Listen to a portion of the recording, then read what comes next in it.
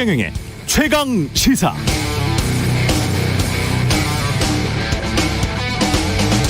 네, 어제 법원에 출두한 손준성 검사에게 출입 기자들이 한 첫 번째 질문은 고발 사주 관여 혐의 인정하시나요?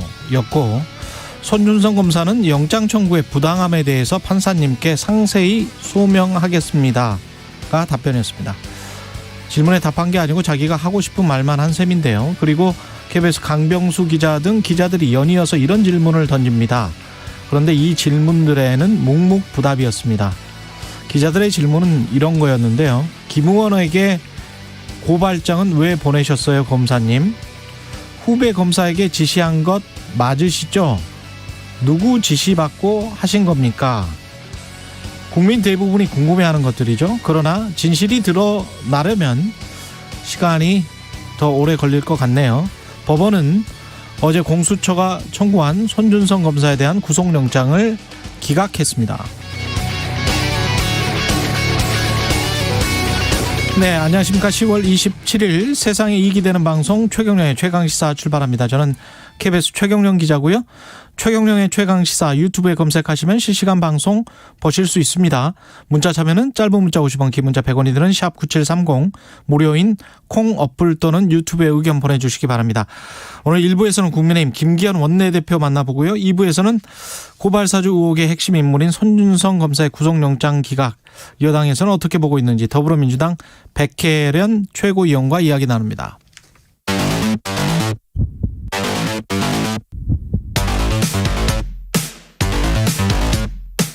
오늘 아침 가장 뜨거운 뉴스 언박싱. 네, 뉴스 언박싱 시작합니다. 민동기 기자, 김민아 시사평론가 나와 있습니다. 안녕하십니까? 안녕하세요. 예, 구속영장이 기각 절차적으로 보면은 좀 문제가 있다라는 이야기는 변호사들이 많이 하기는 했었죠. 네. 그러니까 상당성이 있느냐, 이게 정말 이유가 있느냐, 그게 이제 충분히 소명이 안 됐나 봅니다. 그러니까는 지금 법원이 밝힌 기각 사유가 예. 이게 피의자에게 정당한 방어권 행사 범위를 넘어서 증거를 인멸하거나 도망할 우려가 있다고 보기에는 어려운 점, 그리고 신문 과정에서 향후 수사에 성실히 임하겠다는 피의자 진술 등을 종합을 하면 현 단계에서 피의자에 대해 구속의 필요성 및 상당성이 부족하다고 판단된다. 이렇게 이제 밝히고 있거든요. 예. 그래서 이 문장만 가지고 이제 생각하기는 여러 가지 이제 좀 가능성들이 있는 거지만 결국은 구속영장 청구의 여러 가지 정당성이라든가 이런 것들을 인정하지 않았다라는 거죠. 결론적으로는. 그리고 예. 그 절차적인 배경에는 이 법조계에서 많이 얘기하는 거는 체포영장을 청구를 했는데 그 기각이 된 상황에서 구속영장을 바로 이제 청구를 해서 그게 만약에 구속영장이 나와버리면 그게 이 사안 말고 다른 사안에도 사실은 적용될 수 있는 선례가 될 수 있다. 그래서 예. 예를 들면 체포영장이 기각됐다는 거는 체포를 하지 않고 그냥 이제 자진해서 조사를 받을 것을 더 기대를 해봐야 된다라는 게 법원의 판단인 건데 예. 그 판단에 반해서 이제 구속영장을 청구하는 거잖아요. 예. 강제로 지금 넣어가지고 감옥에 넣어가지고 조사를 해봐야 된다. 그게 일반적으로 적용될 수 있는 원칙은 아니다라는 점에서도 법원이 이제 부담을 느낀 거 아니냐 이런 해석이 나오고 있는 거죠. 그런 전례랄지 이런 것들을 공수처가 몰랐을 리는 없을 거고. 그렇죠. 예. 어찌됐든 공수처 1호 구속영장이 기각이 된 건데 손준성 검사 측의 그 입장을 좀 법원이 많이 수용을 한 건 분명한 것 같습니다. 그러니까 손준성 검사가 어제 영장실질심사에서 일정을 조율하고 있었는데 공수처가 무리하게 신병을 구속하려고 했다 이렇게 주장을 했고요. 또 하나는 영장 청구 사실을 심사 하루 전날에야 통보를 했기 때문에 본인들 입장에서는 이게 방어권을 제대로 행사하지 못했다 이렇게 주장을 했거든요. 그래서 아마 이런 부분들을 법원이 우선적으로 판단을 한 것 같고, 다만 이런 해석도 있습니다. 이미 그 공수처가 관련 증거들을 상당히 확보를 하지 않았습니까? 예. 그렇게 확보를 했기 때문에 불구속 수사를 하더라도 증거인멸 가능성을 낮게 법원이 판단했을 수도 있다. 이건 어디까지나 이제 해석의 영역이기 때문에 뭐 알 수가 없죠. 우리가 공수처가 가지고 있는 증거가 뭔지를 모르니까. 그렇습니다. 그래서 예. 뭐 이런 시각도 하나 있기 때문에 일단 향후 수사를 좀 봐야 될 것 같긴 한데요. 어찌됐든 어제 여운국 그 공수처 차장이 직접 와가지고 프리젠테이션을 1시간 정도 했거든요. 그러니까요. 그런데도 불구하고 이게 기각이 돼가지고 공수처 입장에서는 모양새가 상당히 안 좋게 됐습니다. 근데 여러모로 의문은 많이 있어요. 공수처가 왜 영장 청구한 건지에 대해서는. 예. 이게 지금 말씀하신 대로 이제 1시간 동안 프리젠테이션 했다고 하는데 영장 실질 심사가 실제로 이제 진행된 게 2시간 40분이거든요. 네. 그러니까 나머지 이제 인정신문이나 이런 거 다 포함하면 사실 그 프리젠테이션 이외에 쟁점은 이제 별로 없었다는 얘기가 되는 거고 이게 사실은 이전에 말씀드린 법조계의 여러 가지 우려까지 포함을 하면은 구속영장이 기각될 가능성이 그러면 상당히 있었다라고 이제 보이는 그런 맥락들이에요, 이게. 근데 이제 앞서 말씀하셨듯이 이렇게 구속영장이 기각이 된 게 공수처가 예를 들면 충분한 증거를 다 확보하고 있어가지고 증거인멸이나 도주의 우려가 없어서라고 한다면 그러면 왜 구속영장 청구하냐는 그렇죠. 거죠. 이미 증거를 다 가지고 있는데. 그러니까 이게 어떤 분이 저한테 그런 말씀 하시더라고요. 공수처가 서초동의 문법을 파괴하고 있다. 일반적으로 생각하는 그런 어떤 이유로 예. 구속영장을 청구한 게 아닌 것 같다. 예를 들면 손준성 검사가 너무 보고 싶었던 거 아니냐라는 거죠. 그래서 이제 오라고 하는데 안 오고 그다음에 정치권에서는 이게 대선 후보 경선 문제하고 연관돼서 윤석열 전 총장이 후보가 되느냐 마느냐 논란 막 이런 것들이 있는 상황에서 빨리 조사를 하고 싶은데 오지 않으니 그러면 이제 뭐 영장 실질 심사에서라도 얼굴을 보고 싶었던 거냐 뭐 이런 이제 문제 제기도 하는데 이게 반 정도 우스개인 얘기입니다만 결론적으로 얘기하면 결국 이게 공수처라는 게 첫째로 검사의 자기 머리 자기가 못 자르는 검사를 수사해야 된다. 라는 어떤 정당성을 갖고 있는 건데 그것 자체가 이제 어려운 측면이 있고요. 당연히 검사는 법 전문가니까. 두 번째로 그러면 이 어려운 상대를 공략하는 것에 더해서 여러 가지 절차를 또 모범적으로 지켜줘야 되는 그런 임무를 또 갖고 있습니다.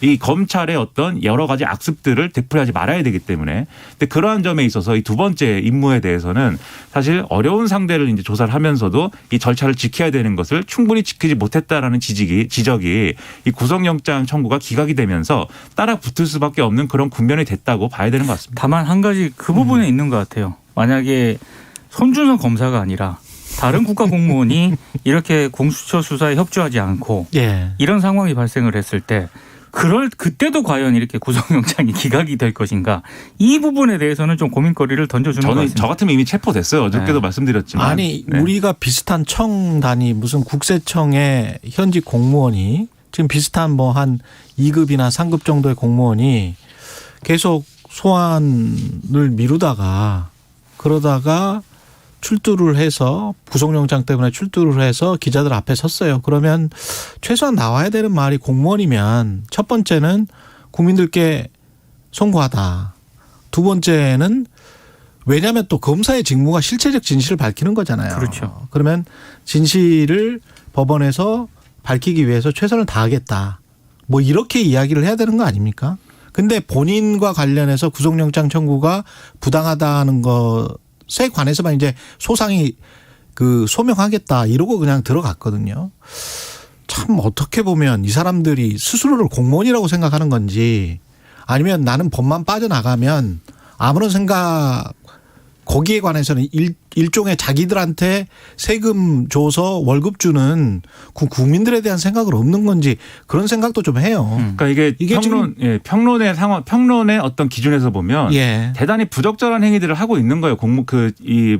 검사가 예. 검사가 지금 말씀하신 대로 이런 여러 가지 논란이 지금 정치적인 논란까지 불거져 가지고 아니 본인의 직무가 실체적 진실을 밝히는 게 공무원으로서의 그렇죠. 본인의 직무잖아요. 그렇죠. 검사가. 네. 세상을 이렇게 어지럽게 만들고 예. 있으면 당연히 이제 공무원으로서 이 수사에 최대한 협조를 빨리빨리 해서 이 논란을 종결지을 수 있도록 해줘야지. 그렇죠. 그걸 오히려 이렇게 방해하고 있다. 그래서 평론의 영역에서는 부적절하다라고 얘기를 할 수 있는데 그런데 법적 기준에서는요. 제가 변호사도 아니지만 그렇죠. 법적 기준에서는 그것도 사실 방어권 행사에 또 포함되는 대목이란 말이죠. 그렇습니다. 그래서 이 대목에서 공수처가 어려운 부분이 있는 건데 참 국민들은 그런데 왜 검사들만 이렇게 인권이 잘 보호되는지 그렇죠. 피의자 인권이 잘 보호되는지 그걸 잘 모르겠는 거예요. 그렇죠. 그 계열. 그렇죠. 예? 저 다른 같으면은 피의자들은 왜 인권 보호가 잘 안 되지? 저 같으면 체포되고 구속됐습니다, 이미. 근데 예. 이제 이 공수처 입장에서는 어쨌든 시한이라는 어떤 의식을 좀 하는 것 같은데 정치적인 논란이 더 커질 수 있는 시한이 있다. 이걸 이제 의식하는 부분이 있는 것 같은데 예. 이건 어쩔 수 없는 현실이기도 하지만 좀 이런 강박에서 일단은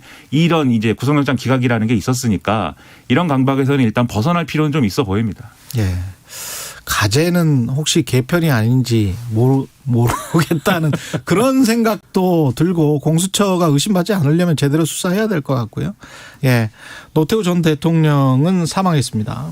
10년 동안 투병 생활을 이어왔고요. 어제 뭐 많은 소식들이 전해졌기 때문에 논란이 되고 있는 부분만 간단히 언급을 하겠습니다. 국립묘지에 과연 안장할 수 있느냐 이걸 두고 논란이 좀 제기가 되고 있는데요. 일단 법률을 보면은요, 내란죄를 지은 사람은 국립묘지 안장 대상에서 제외가 됩니다.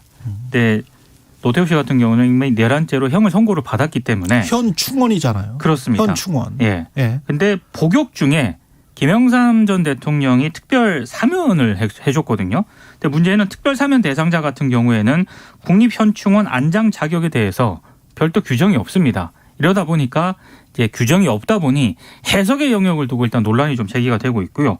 일단 보훈처 입장은 내란죄 유죄 선고 뒤에 사면을 받긴 했지만 그렇다고 내란죄가 사라지는 것은 아니기 때문에 국립묘지법상으로 안장 대상이 아니다라는 입장을 밝히고는 있습니다만 이건 어디까지나 이제 해석의 어떤 그런 영역이고요. 실제로 50 비리 수사로 뇌물죄가 확정이 됐던 안현태 전 경호실장 있지 않습니까? 이명박 정부 보훈처는 또 이게 또 사면을 안장을 했습니다, 여기에. 그러다 보니까 이게 해석을 두고 과연 이런저런 좀 논란이 제기가 되는 그런 상황입니다. 그러다 보니까 국회 운영위에서도 유영민 대통령 비서실장이 나와서 지금 말씀하신 대로의 그런 법적인 어떤 여러 가지 절차에 대해 설명을 하면서 이게 국가장이 가능하다. 이건 이제 장례를 어떻게 치르냐도 이제 쟁점이니까 국가장도 가능한데 이제 어떤 절차가 필요하다. 즉 사회적으로 어떤 합의가 이루어진다든지 이런 수준도 같이 평가를 해가지고 장례 방식이라든지 그리고 지금 말씀하신 현충원 안장이라든지 이런 문제를 이제 같이 고려해야 된다라고 설명을 하고 있는데요. 그건 이제 법적인 부분의 대목이고 저는 이제 국민들의 입장에서 볼 때는 아직도 이제 당시에 이제 5.18 민주화항쟁 당시에 이제 아픈 기억을 가지고 있는 분들이 아직도 남아 있고 그리고 그 당시에 이제 역사적 과오라는 거에 대해서는 이제 씻을 수가 없는 어떤 그러한 오점이기 때문에 쿠데타 참여 세력이죠. 그렇죠. 예. 거기다가 이제 내란죄를 저지른 이제 인물이기 때문에 특별사면 여부 뭐 이런 것과 관계없이 현충원에 안장하거나 국가적으로 기념하는 거에 대해서는 저는 이제 반대 입장을 갖고 있습니다. 그래서 그렇게 해서는 안 된다라고 생각을 하는데 다만 이런 부분은 있어요. 이제 노태우 씨에 대해서 여러모로 전두환 씨와는 좀 다른 부분도 있다. 이런 얘기를 하는 이제 분들도 있습니다. 그 점에 있어서는 예를 들면은 전두환 씨는 아직도 사과도 안 하고 반성도 안 하고 아무런 어떤 그 당시의 역사적 과오에 대해서 설명하고 있지 않는데 노태우 씨는 본인은 이제 스스로 사과한 적은 없지만 그 아들이 예를 들면 가서 이제 어떤 사죄의 퍼포먼스를 한다든지 그리고 유언을 통해서 유언이 공개가 됐는데 역사적 과오에 대해서는 좀 용서해 달라는 메시지를 남겼다든지 그런 점들은 사회적으로 평가할 대목이다라고 얘기하는 분들도 있어요. 그래서 이 대목은 이제 좀 합의를 거쳐야 되는 부분이라고 생각을 하는데 저는 그럼에도 불구하고 지금 이 시점에서 그리고 지금 상황에서 아직도 이제 피해자들이 남아 있고 그런 아픔이 남아 있는데 이렇게 현충원 안장이나 이제 국가장을 치르거나 이런 방식으로 이제 이분의 어떤 애도를 하는 것은 저는 우리 사회가 아직은 받아들일 수 없는 부분이다라고 생각을 합니다. 네, 자세한 이야기는 잠시 후에 뉴스탐구 생활에서 김준일 대표와 좀 더 나눠보기로 하고요. 문재인 대통령과 이재명 후보는 회동을 했고 어떤 이야기가 오갔는지는 궁금합니다만 다 공개는 안 됐고요. 그러니까 예. 상춘제에서 한 50분 정도 대화를 나누는데요. 좀 일반적인 얘기를 좀 나눴고요. 다만 좀 주목할 부분은 이재명 후보가 2017년 민주당 대선 경선 때 예. 본인이 모질게 한 부분에 있었던 것에 대해서는 사과를 한다. 사과한다. 이 말씀을 꼭 드리고 싶었다. 이렇게 얘기를 한 점이 좀 주목이 됐습니다. 그러니까 대통령 뭐라 그랬습니까? 이제 1위 후보가 되니까 그 심정을 아시겠죠라고 이제 얘기를 했거든요. 근데 사실 그때 굉장히 모지게 한 건 예, 맞습니다. 그렇죠. 예. 예. 약간 뒤끝이 느껴지는 듯한 그런 대답도 대답이네요. 약간. 네, 약간 그런 게 있네요. 되게 재밌는 게 예. 그 이철희 청와대 정무수석이 면담에 배석을 했거든요. 대장동에 대자도 안 나왔다.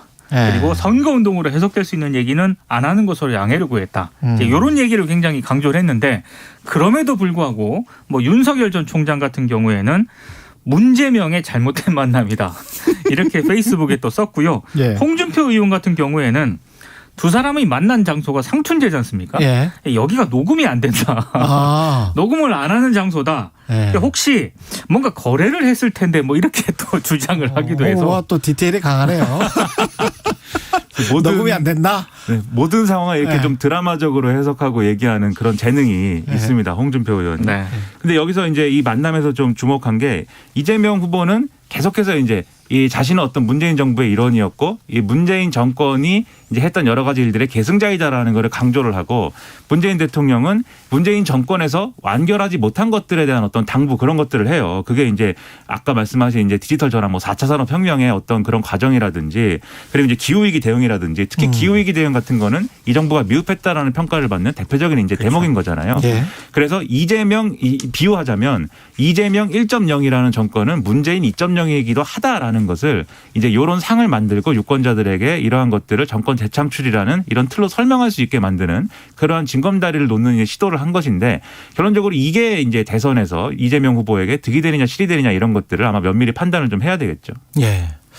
그리고 대장동 관련해서는 또 재밌는 뉴스가 김만배와 곽상도의 통화 내용이 2015년 6월에 통화 내용이 있었나 보네요. 이거를 바탕으로요. 예. 당시 곽상도 의원과 김만배 씨의 통화 내용을 토대로 검찰이 아들 곽병채 씨 계좌에 대한 추징 보전을 지난 5일에 청구를 했습니다. 아. 이 추징 보전은 이제 범죄로 얻은 것으로 의심되는 수익을 형이 확정되기 전에는 임의로 처분할 수 없도록 하는 그런 절차인데 예.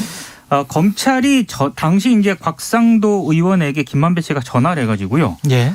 대장동 개발 사업 인허가 등의 편의를 봐주면 아들에게 월급을 주고 추후 이익금을 나눠주겠다 이런 취지의 제안을 했고 곽상도 의원은 이걸 받아들여가지고 아들 곽병채 씨를 화천대유에 입사시켰다는 게 검찰의 판단입니다. 이건 검찰이 이렇게 판단을 했다는 거고요. 다만 이거를 바탕으로 그 추징 보전을 신청을 하지 않았습니까? 법원에. 예. 그러니까 법원이 이걸 결정을 해서 받아들인 거거든요. 청구를. 그렇죠. 그러니까 일정 부분 법원도 이걸 상당히 좀 검찰의 판단에 신뢰가 간다 이런 점을 좀 어느 정도 인정을 한 것으로 해석이 되고 있습니다. 통화 녹취록이 있다는 이야기네요. 저는 그렇게 보고 있습니다. 네. 일단 이제 증거가 뭐냐는 또 추가로 이제 이후에 수사 과정이나 그렇죠. 이런 데서 봐야 되겠지만 예. 이런 부분이 분명히 있는 거예요. 법원이 볼 때도 이것은 의심이 된다. 의심이 되는데 이게 50억을 이제 예를 들면 가지고 있다든지 뭐 남은 돈을 가지고 있다든지 할 때 이후에 만약에 이러한 뇌물이나 대가성이나 이런 것들이 인정이 되면 추징을 할 거잖아요. 재판에서 재판 결과로서. 예. 근데 그때 추징을 할 때 이 돈이 없는 상태이면 그럼 안 되는 거지 않습니까? 그렇기 때문에 그러한 결론이 나올 가능성이 있기 때문에 일단 이 돈은 추징 보전을 해놔야 된다. 이게 법원 결정인 거거든요. 예. 그래서 완전히 이게 그러한 죄가 우리 법원이 볼 때 확인됐다라고 말할 수 있는 것은 아니지만 그래도 상당한 의심이 되기 때문에 이 결정을 한 것이기 때문에 굉장히 주목이 되는 겁니다. 다만 곽상도 의원 측의 해명이 있는데요. 예. 본인은 그때 법률구조공단 이사장으로 재직 중이었다. 그래서 대장동 사업 인허가는 직무와 전혀 무관한 사안이다라고 반박을 했고 본인이 할 수 있는 일이 아님에도 이익금을 나눠주겠다는 것 말 자체가 말이 안 된다 이렇게 반박을 했습니다. 2015년 6월이면 그때 통화 내용이 만약에 있거나 또는 수첩에 기록돼 있거나 그렇다면 2015년 6, 7년 전에 이 일까지 다 기록을 해놓거나 아니면은 디지털로 뭔가를 남겨놨거나 그랬다면 나머지도 다 남겨놨을 가능성이 있네요. 만약에 그런 것이 이게 있다면, 나왔다면 네. 곽상도로부터 나온 게 아니고 김만배로부터 나온 거잖아요. 만약에 있다면 그렇습니다. 만약에 그런 있다면. 거죠. 예. 그러니까 검찰이 이렇게 판단을 한 거겠죠. 그 전혀 다른 지금 근데 엄청난 증거들이 나올 수도 있겠는데. 가능성은 여러 가지 남겨둬야 될 것 같아요. 일단 김만배 씨가 진술을 했을 가능성도 있고요. 네. 지금 말씀하신 것처럼 디지털 어떤 증거를 검찰이 확보했을 가능성도 근데 있고. 진술을 했는데 2015년 6월이었다는 걸 어떻게 기억하지? 또는 김만배 씨와의 대화 내용 등등을 예. 누군가 다른 사람이 이 김만배 씨가 다른 사람에게 얘기한 것을 누군가 이제 녹취해서 검찰에 제출했을 수도 있고 그랬을 수도 있고요. 그 사람은 예를 들면 정영학 씨라든가 네. 뭐 정민영 변호사라든가 이런 사람들일 수도 있어서 주로 또 녹취록은 다른 그쪽이 사람이 또 그 비슷한 진술을 했다면 네. 두 사람 이상이 했으니까 그리고 왜냐하면 이제 그렇게 계속 해서 조사를 하고 있거든요. 예. 검찰이 그 불러가지고. 자술서나 녹취록에 김만배 씨가 이런 얘기를 했더라 이런 게 이제 나와 있는 것이 근거일 수도 있어서 지켜볼 대목입니다. 예, 재밌습니다. 뉴스 언박싱 민동기 기자 김민아 평론가였습니다. 고맙습니다. 고맙습니다. KBS 1라디오 최경영의 최강시사 듣고 계신 지금 시각은 7시 39분입니다. 날씨 정보입니다. 이 시간 서울 등 대부분 지역에 초미세먼지 농도 나쁨 단계를 보이고 있습니다. 이렇게 오늘 오전에 수도권과 충청도에는 일시적으로 매우 나쁨 단계까지 치솟을 수 있겠고요. 대체로 중부지방은 오전에, 남부지방은 오후에 공기가 탁하다는 걸 염두에 두시면 좋겠습니다. 그리고 현재 경기와 충청 전북에 안개가 매우 짙게 껴있는 곳이 많습니다. 오늘 오전까지 내일 곳곳에 안개 남아있을 걸로 보입니다. 항공교통 이용하실 분들도 운항 정보 확인하시는 게 좋겠습니다. 오늘 구름 많이 끼는 가운데 아침까지 중부지방으로 비가 조금 오는 곳이 많겠습니다. 천둥 번개가 일부 지나기도 하겠고요. 또 바람이 초속 5m 안팎으로 강해지기도 하겠습니다. 오전부터는 날이 맑아지겠습니다. 오늘 서울의 아침 최저기온 12.7도대로 시작하고 있는데요. 낮 기온 서울 18도, 대전 20도 등 17에서 23도 분포로 낮 기온은 예년 수준인데 아침은 예년보다 높은 기온으로 출발하고 있습니다. 그러나 내일은 아침에도 기온이 5도 이상 떨어지면서 쌀쌀해집니다. 지금 서울의 기온은 12.7도, 습도는 82%입니다. 날씨였고요. 다음은 이 시각 교통 상황 알아보겠습니다. KBS 교통정보센터의 이승미 씨입니다. 네, 이 시각 교통 상황입니다. 서양고속도로 목포 방향으로 순산터널에서 용담터널까지, 또 비봉에서 정체고요. 이후 행담도 휴게소에서 송악나들목 사이 2개 차로 막고 작업을 하고 있는데요. 안개까지 짙게 껴있어서 운행이 어렵습니다. 서평택에서 송악까지 정체가 되고, 서울시내 올림픽대로 하남 방향으로 행주대교에서 한강대교까지 가는데 50분 이상 걸립니다. 강변북로 구리 방향은 가양대교에서 동작대교까지 정체로 여기도 50분 이상 필요합니다. KBS 교통정보센터였습니다. 오늘 하루 이슈의 중심, 당신의 아침을 책임지는 직격 인터뷰. 여러분은 지금 KBS 1라디오 최경영의 최강시사와 함께하고 계십니다. 네, 여야 모두 본격적인 대선 행보 발걸음 분주합니다. 더불어민주당 이재명 후보는 문재인 대통령과의 회동을 통해서 원팀 행보에 박차를 가하고 있고, 국민의힘 대선 주자들은 지도부와 함께 박정희 전 대통령 묘역을 찾아서 결의를 다졌습니다. 대장동 공방, 고발 사주 우혹 논란, 여야의 기싸움은 계속되고 있고요. 국민의힘 김기현 원내대표 연결돼 있습니다. 안녕하세요, 대표님. 네, 반갑습니다. 김기현입니다. 예, 대표님 어제 청와대 회동은 어떻게 보셨습니까?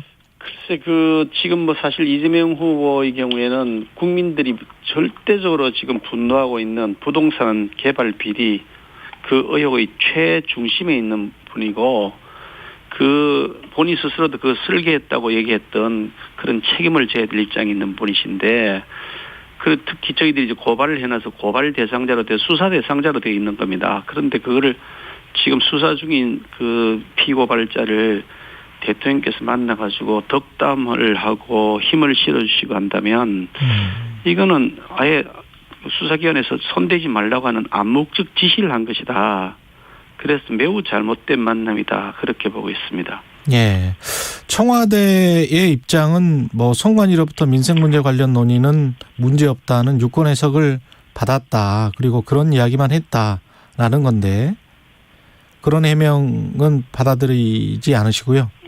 선관위는 원래 요즘 선관위는 빨간색으로 설계한 이가 범인이다 빨간색 썼더니 이재명 후보를 연상시킨다고 안 된다 그러고, 내로남불 정당 현수막 안 된다고, 그게 민주당을 연상시킨다고 안 된다 그러고, 이런 선관위이기 때문에 아무 의미가 없는 억지 궤변이라고 보고요. 예. 어떻든 간에 이 선거법 문제도 심각하긴 하지만, 이게 특히 이제 선관위가 해석할 수 있는 게 아닌 것이, 범죄 수사하고 있는데 선관위가 무슨 상관이 있습니까? 선관위 핑계대고 할 일이 아니라, 예. 현재 국민적 분노의 대상이 되어 있는 이 부동산 개발 비리, 당군 이래 최대의 비리라고 하는 것인데, 그 주인공을 대통령이 만나서, 예. 손대지 말라는 암묵적 지시를 한다. 이게 선관위가 그걸 면죄부를 줄 수 있는 게 아니지 않습니까? 억지 해명이죠. 억지 해명이라 보시는군요. 예. 지금 어제 또 그리고 노태우 전 대통령 별세했는데요. 이 관련해서는 이제 역사적 평가가 여야가 엇갈릴 것 같은데, 원내대표께서는 어떻게 평가하시는지도 궁금하고요.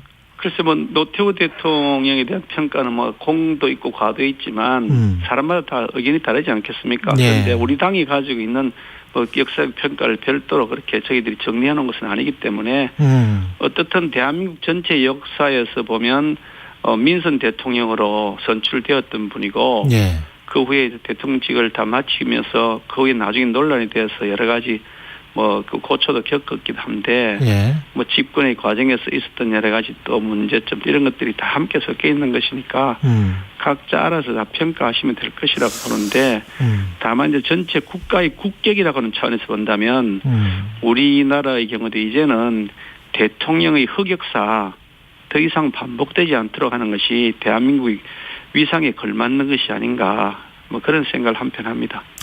역사적으로 봤을 때는 그때 노태우 정부는 독재입니까? 권위주의 정부입니까? 아니면 민주주의 정부라고 하기는 조금 그렇지 않습니까? 글쎄 뭐 그 이전에 전두환 정권 같은 경우에는 명확하게 쿠데타로 집권했던 뭐 군사 정권이다 해도 과언이 아닐 것이고요. 예. 그 후에 노태우 정권의 경우에는 우리 국민들이 뭐 선거에서 뽑은 것이기 때문에 그야말로 민선 대통령으로 뽑힌 것이기 때문에 그걸 가지고서 뭐 군사 정권이라 하기는 어려울 것이고요. 권위주의 정권 정도는 이야기할 수 있지 않을까요? 글쎄 이 뭐 평가 다 다르니까 그거 뭐 지난 얘기 평가는 별 의미가 있겠습니까? 예.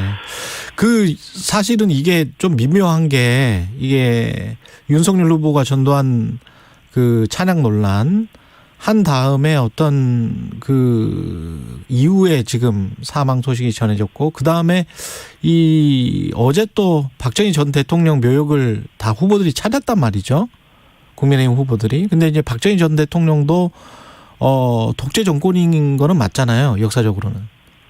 그 사실 뭐 전두환 찬양 논란 좀 전에 윤석열 후보가 뭐 예. 그렇게 휩싸였다는데 찬양 논란이라는 용어 자체가 틀렸다고 보고요. 예. 본인이 뭐 전두환 전 대통령, 전두환 정권을 찬양하고 싶어서 그렇게 했겠습니까? 그건 아니고 그 정권에서도 나름대로 배울 것이 있다는 것을 얘기를 하면서 표현이 적절하지 않았던 것인데 그걸 뭐 찬양했다고 표현한 것은 너무 과도한 해석 같아 보이는데 어떻든 정치인은 자신의 발언을 하는 데 있어서 좀 더 신중해야 되고 국민들의 인식이 어떻게 받아들일 것인지를 진중하게 판단해야 된다. 그런 측면에서 보면 좀 아쉬운 측면이 있는 것은 사실이고요.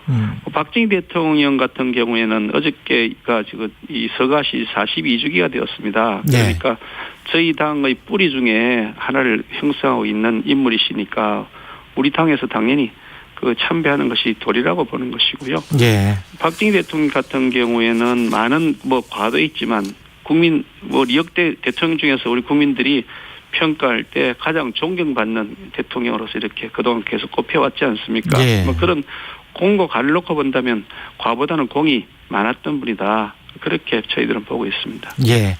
대장동과 관련해서는 지금 검찰이 잘 수사를 하고 있다고 보십니까? 어떻게 보세요?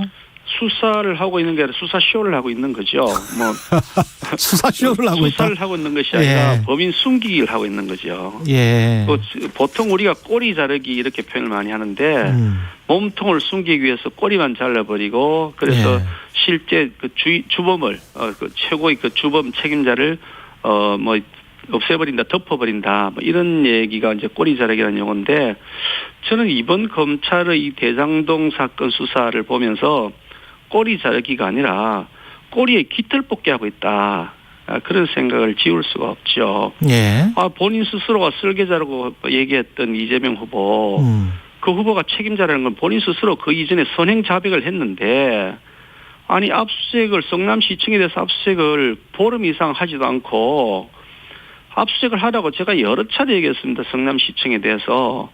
그랬더니 한 보름도 넘었을 거예요. 그런 다음에 수사 착수한 일이라고 따져가지고요. 그런 다음에 성남시청 압수수색했다 해서 제대로 한 줄 알았더니 갔다고 왔다는데 시청의 시장실하고 비서실은 또 빼놨다는 거예요. 예. 세상에 아니 그게 지금 범죄의 모든 증거들이 남아있는 곳에 빨리 좀 은폐하라고 빨리 증거 인멸하라고 지금 가르쳐주는 거지 그게 수사하는 겁니까? 그런 터무니없는 짓을 지금까지 계속 반복해 오고 있으니 거기다가 또 외국에 도망갔다가 들어온 사람을 뭐 체포했다고 해서 난리법석 치더니 영장 청구 한 번 안 하고 그냥 석방시켜줘 버립니다. 아니 김만배라는 사람 영장 청구했다가 제가 소식을 듣는 순간 이거 보나마나 영장 기각 받기 위해서 청구하는 거다. 면평으로 기각 제발 해달라고 청구하는 거다고 제가 짐작했는데 안 나될까 그랬습니다. 면평이었다. 수사를 안 했으니까요. 수사를 제대로 안 해놓고 영장을 청구하는 시험만 한 다음에 법원에서 기각했기 때문에 더 이상 수사가 잘 안 됩니다고 지지부진하고 그러다가 시간이 좀 지나면 뭐 그냥 유야무야하고 그 사이 빨리 증거 없애라고 가르치는 것 아니고서야 저도 법률가 출신이고 법조인으로서 벌써 수십 년을 종사해왔던 사람인데 제가 태어나 보다 이런 거는 처음 봤습니다. 이런 수사는 저는 처음 봤습니다. 어떻게 역사적 책임을 지려고 현 검찰 지도부가 이러는지 아무리 봐도 이해가 안 됩니다. 저는 정말 엄중하게 경고합니다. 현 검찰 지도부 나중에 반드시 법적, 정치적, 역사적 책임을 물을 것이라고요. 그 공수처의 고발 사주 의혹도 구속영장이 기각됐잖아요. 손준성 검사에 대해서. 그것도 공수처가 좀 잘못 수사를 하고 있고 좀 모자라게 수사를 하고 있는 걸로 보세요? 저는 사실 뭐 그 내용에 대해서 저희들이 수사권이 있는 것이 아니라 내용을 여러 가지 제가 들어봤는데 고발 사주 사건이 아니라 이거는 공익 제보 사건이다. 저희들은 그렇게 판단하고 있고요. 저희 당은 이게 공익 제보를 받을 수 있는 법적 권한을 가지고 있는 정당입니다. 국회의원도 마찬가지고 정당도 마찬가지고요. 각종 사회 불법 비리에 대해서 우리가 고발을 받을 수 있고 그것을 공익 제보자로 절차를 밟을 수 있는 공익 신고 접수 대상 기관인데 저희 당에 들어왔던 그 현 여권이나 여권 주변의 권력자들의 불법 비리에 대해서 지금도 제보를 받고 있는데 그 제보 중에 하나가 지금 뭐 그때 고발했던 것 중에 하나고요. 그래서 그 고발되었던 사람 뭐라는 의원이십니다만은 지금 열린민주당 의원하고 계시죠. 그 최모 의원의 경우에는 저희들이 고발인 유죄 판결 났습니다. 저희들이 공익 제보를 받은 것을 가지고서 그걸 고발 사주 전 태어나서 그런 용어도 처음 들어봤습니다. 그렇군요.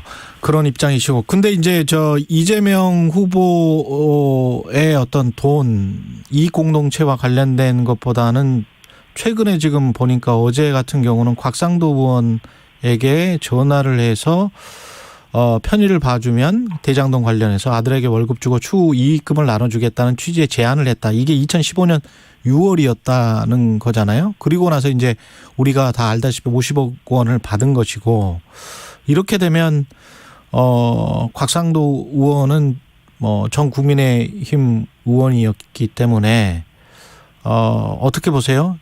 이것과 관련해서는? 그 2015년인가 그 무렵에 제가 알기로는 그 국회의원도 아니었고 우리 당 소속도 아니었고 법률구조공단 이사장 법률구조공단에 이사장인가 있었던 사람이기 때문에 우리 당하고 관련 없는 시절에 일이 있었는지 없었는지 모르겠지만 그때인데 저희 당의 입장은 명확한 것이 여당이든 야당이든 이 사안에 관해서 책임 있는 사람 누구든지 지위 고하 신분을 막론하고 엄중 처벌해야 된다는 겁니다. 곽상도 의원이 잘한 것이 있는지 잘못한 것이 있는지 없는지 그거는 나중에 수사 결과 밝혀질 것이고요.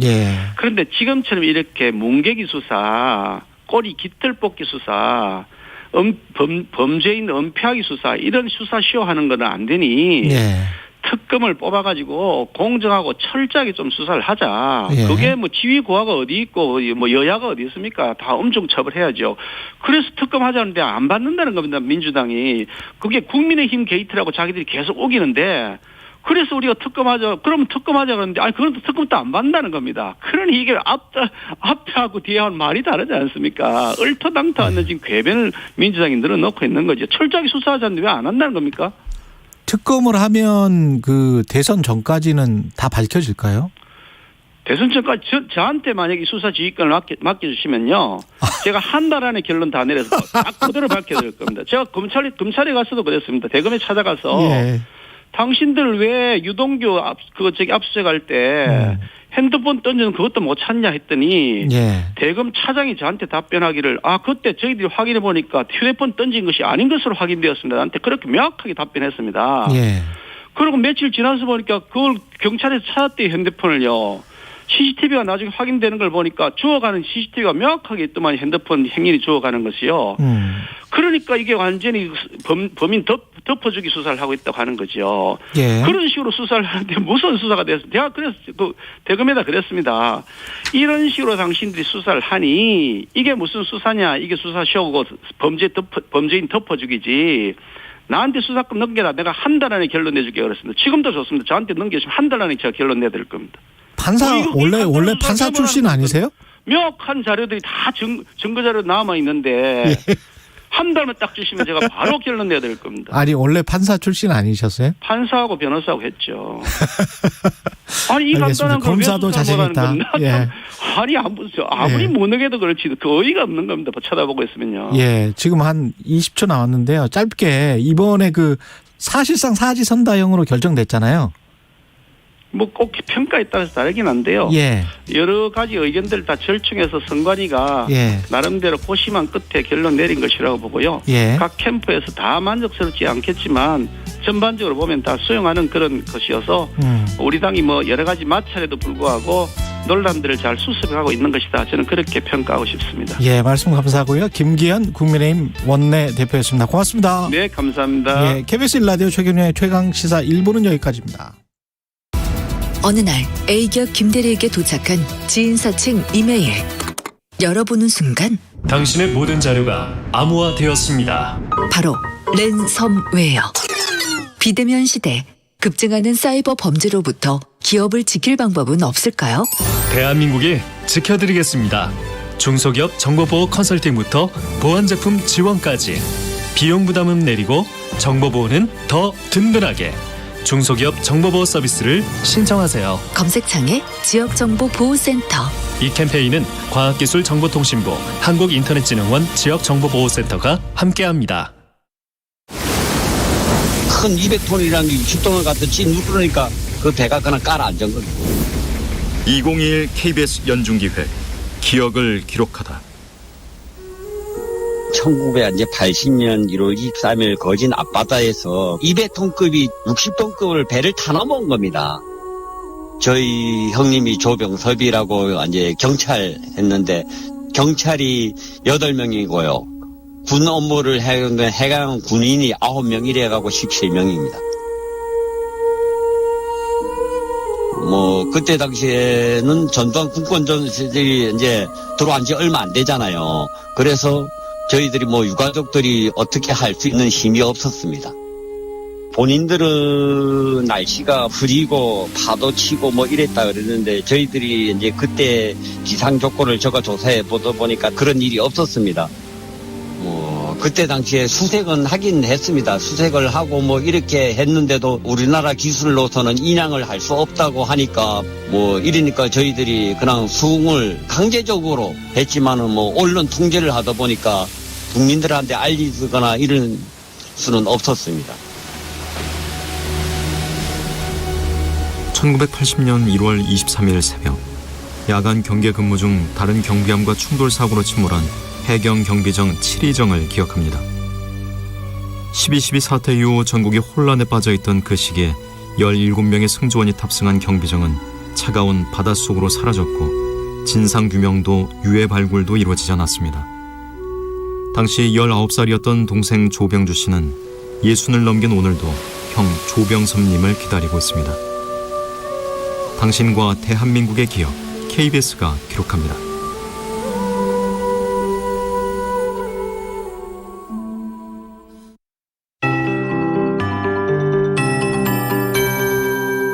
KBS 58분 날씨. 오늘 국외 미세먼지가 더해지면서 전국적으로 대기의 질이 좋지 않겠습니다. 오전에는 주로 중부 지역, 오후에는 남부 지역의 미세먼지 농도가 더 높겠는데요. 특히 오전에 수도권과 충청도에는 일시적으로 매우 나쁨 단계까지 농도가 치솟을 가능성이 높다는 것 참고하시면 좋겠습니다.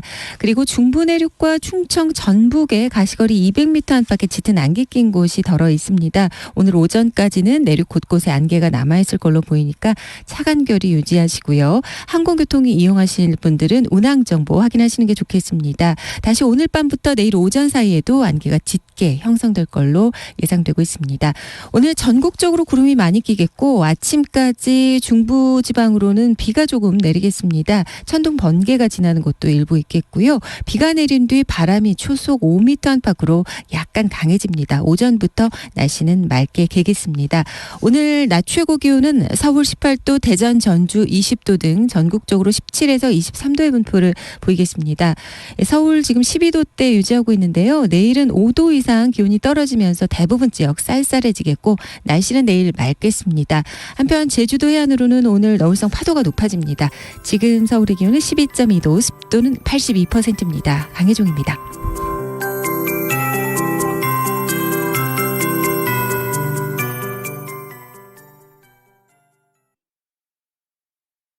정성을 다하는 국민의 방송 KBS가 8시를 알려드립니다.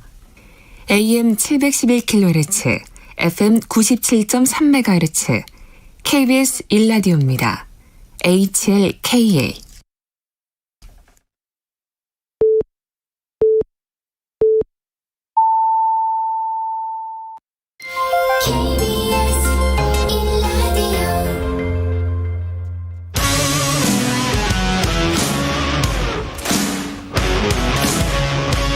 오늘 하루 이슈의 중심 최경영의 최강 시사.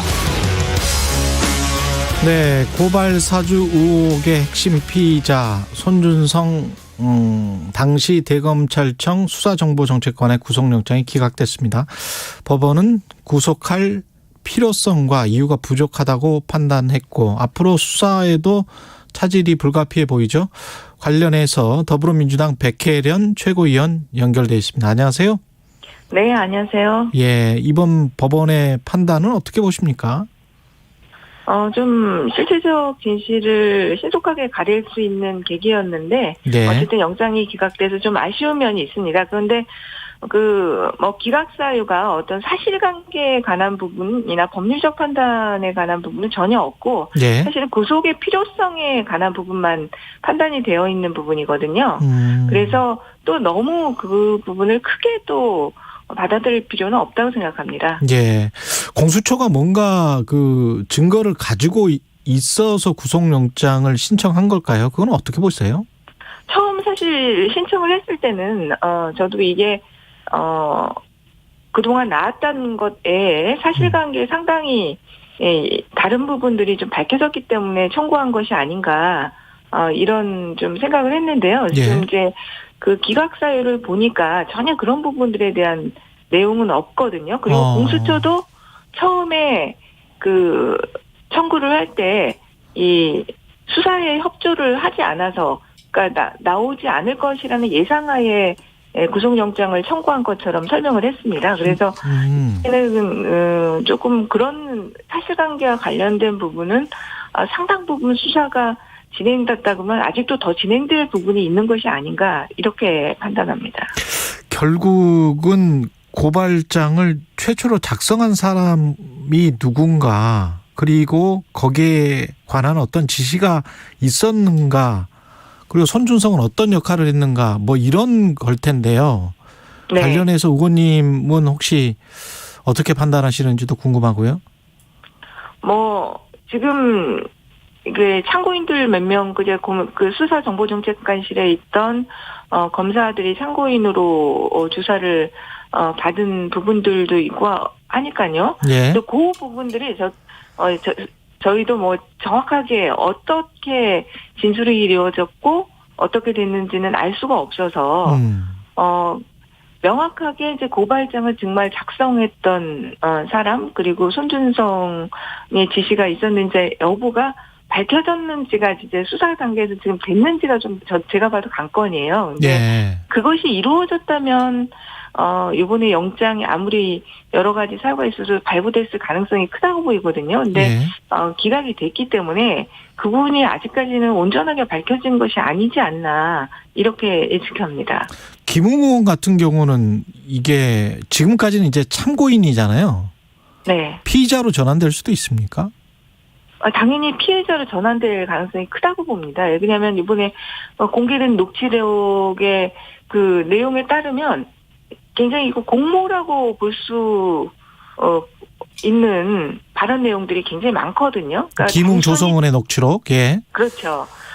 단순한 전달자의 역할이라고 한다면 참고인에 그치겠지만 공모라고 판단된다면 이건 피의자로 전환될 수밖에 없는 것으로 보입니다. 근데 그 녹취록에서 보면 뭐 저희 우리라는 말도 굉장히 그렇죠. 나오고요. 예. 네, 검찰 남부 아니면 조금 위험하대요. 뭐 이런 말이라든지 저희가 일단 만들어서 보내드릴게요. 저희가 네, 뭐 여러 가지 그 단어들이 한마디로 이런 공모를 의심할 수밖에 없는 정도의 내용을 포함하고 있습니다. 그렇기 때문에 피의자로 신분이 전환될 것이다. 저는 그렇게 생각합니다.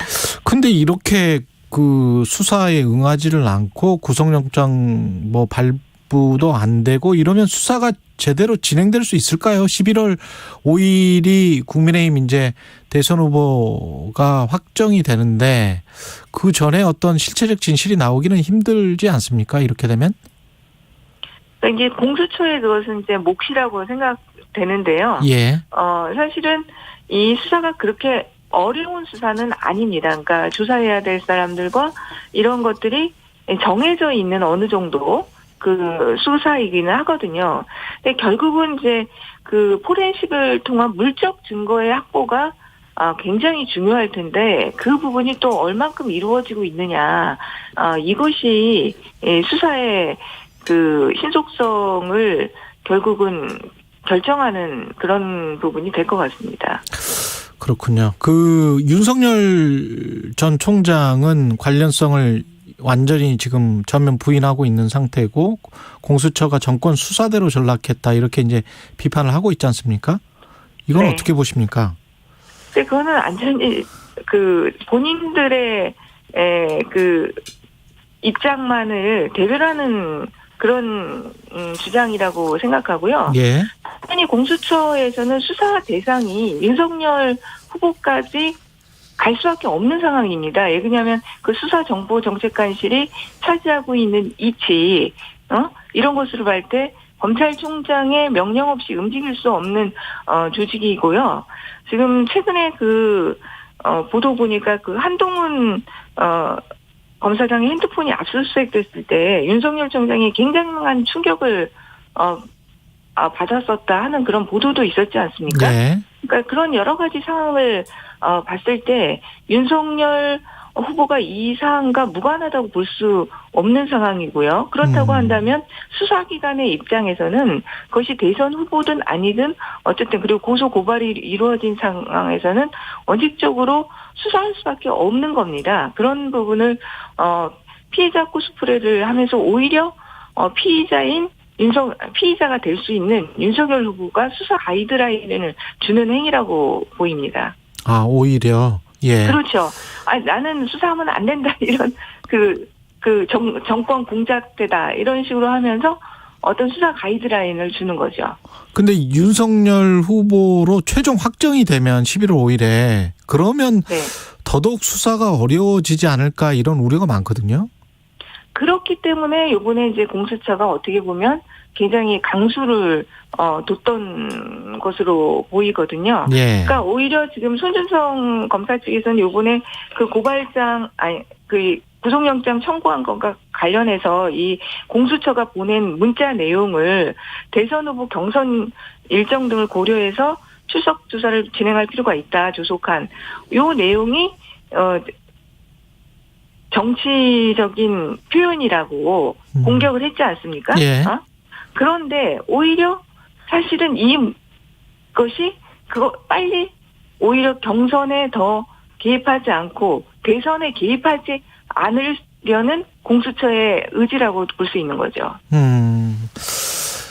그 대장동과 관련해서는 방금 전에 이제 김기현 원내대표의 주장은 뭐 여전히 같습니다. 국민의힘은 이재명 몸통인데 검찰이 제대로 수사를 안 하고 있는 것이다. 이렇게 주장을 하고 있는데요. 어떻게 보세요? 대장동 의혹과 관련해서는? 대장동과 관련해서는 이번 국감에서 국민들에게 상세히 설명이 됐다고 보는데요. 사실 이 대장동 국감 아니었습니까? 이번 국감 내내. 그렇죠. 예. 그러나 사실은 실제적으로 그동안에 언론에 나온 것 이상 하나도 더 이상 밝혀진 것이 없었고 이재명 지사와의 직접적인 관계가 있었던 부분들은 하나도 밝혀진 게 없습니다. 그게 바로 이 대장동 하천대유 게이트의 실체인 것이고요. 정말 정치적 공세만이 사실은 있는 거예요. 그래서 그 부분에 관련해서 이제 국민들께서도 이 국감 전 과정을 통해서 보셨고 하니까 좀 객관적인 판단을 해주셨으면 좋겠습니다. 예. 국민들이 지금 의심하고 있는 부분은 첫 번째가 역시 이제 이재명 전 성남시장의 연루 여부, 그 다음에 이제 두 번째가 뭐 똑같은 50억 클럽, 법적 카르텔, 똑같은 무게 정도로 의심을 하고 있겠죠. 그리고 실질적으로 이른바 이제 전주가 누구고 이거를 누가 가장 큰 수익을 뒤에서 보고 있는 사람이 있는 게 아닌가, 뭐 이런 의혹일 텐데 이게 검찰 수사로 다 밝혀질 수 있을까요? 지금 어제 그 행안위 마지막 국감에서도요. 경찰청장이 굉장히 신속하게 그리고 철저하게 수사하겠다고 몇 번이나 그렇게 말을 했거든요. 예. 그리고 검사하고도 협조가 잘 되고 있다. 예. 이렇게 얘기를 했습니다. 근데 경찰과 검찰 모두 다 전력을 다해서 지금 이 사건에 대해서 수사를 하고 있는 상황이고요. 어쨌든 돈의 흐름을 따라가다 보면 이것이 전주의 문제라든지 그다음에 이익 배분의 문제는 밝혀지게 돼 있는 부분입니다. 그렇기 때문에 그런 부분들은 약간의 시간은 걸리겠지만 명확하게 밝혀질 것이라고 생각하고요. 어제 그 보도에서 이제 각상도 전 의원 것만 해도 실제로 뇌물의 부분에 관해서 어떤 부분이 있나 했더니 확실한 게 지금 나온 거 아니에요? 15년 6월에 통화를 했더라고요. 네. 그리고 그 대화 내용이 바로 이익 배분과 관련된 편의를 봐주고 인허와 관련한 편의를 봐주고 이익 배분을 해주겠다.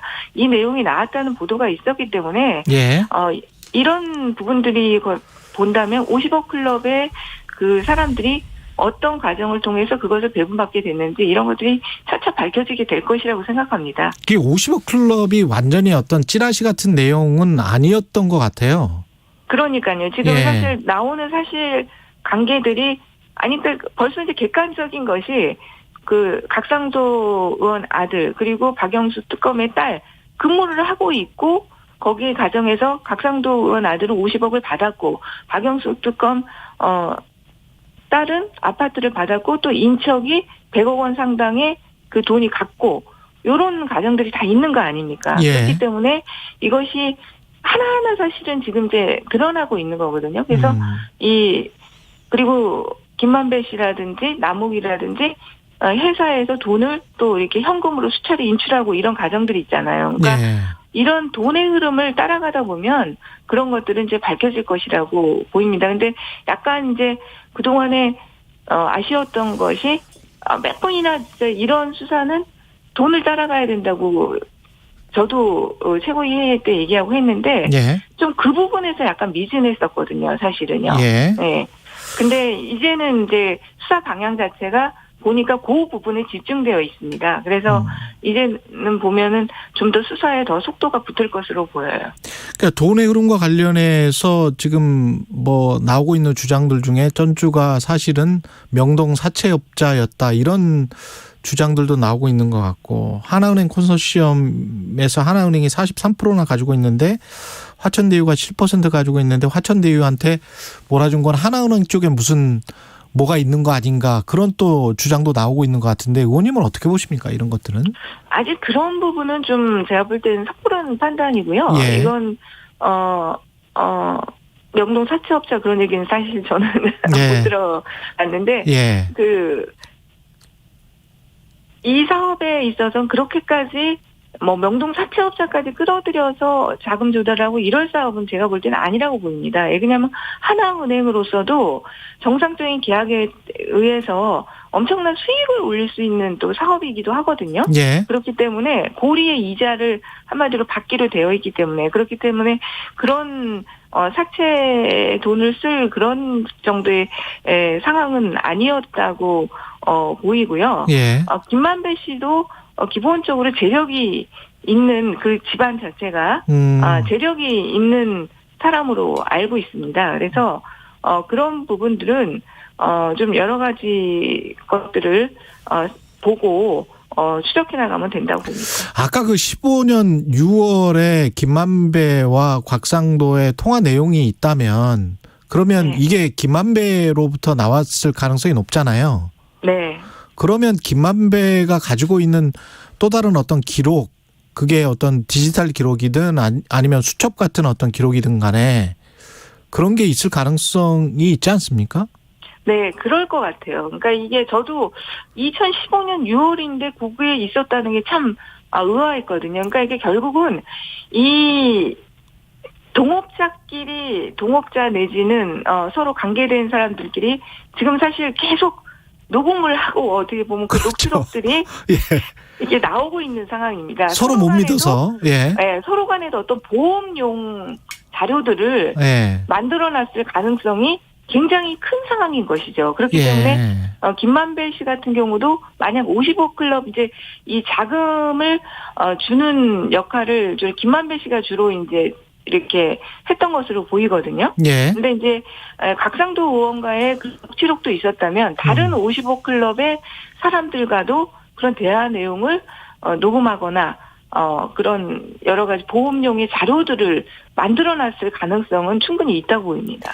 이재명 후보와의 연루와 관련해서는 이제 초과이익 환수 조항으로 국감에서는 많이 이야기가 됐다가 그 다음에 나온 게 이제 황무성 전 사장이 나가는 그런 상황에서의 그것도 역시 이제 녹취록이 공개가 되면서 그러면서 직권남용 이야기가 나오고 있거든요. 이 부분에 관해서는 어떻게 보십니까?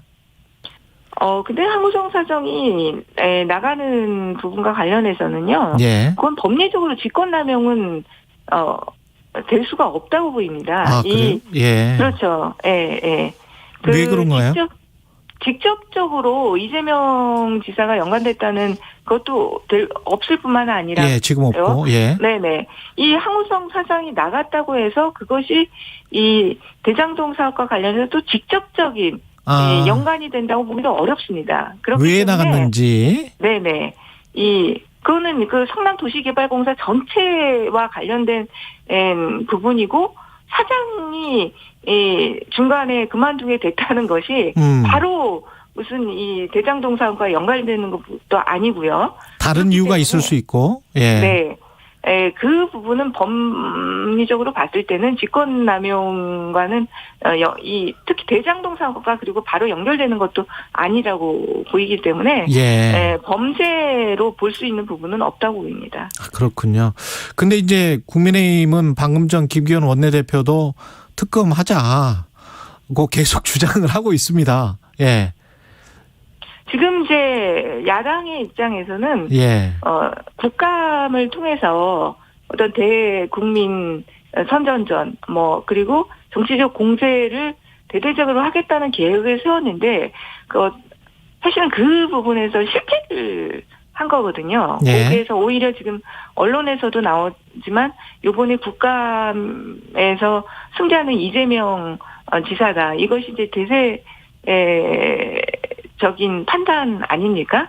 그렇기 때문에 그 야당의 입장에서 이제 남은 것이 특검 주장밖에 없습니다. 그렇기 때문에 계속해서 그 부분을 주장을 할 텐데요. 근데 현실적으로 지금 검찰과 경찰에서 정말 신속하게 전 전력을 투입해서 수사를 하고 있고요.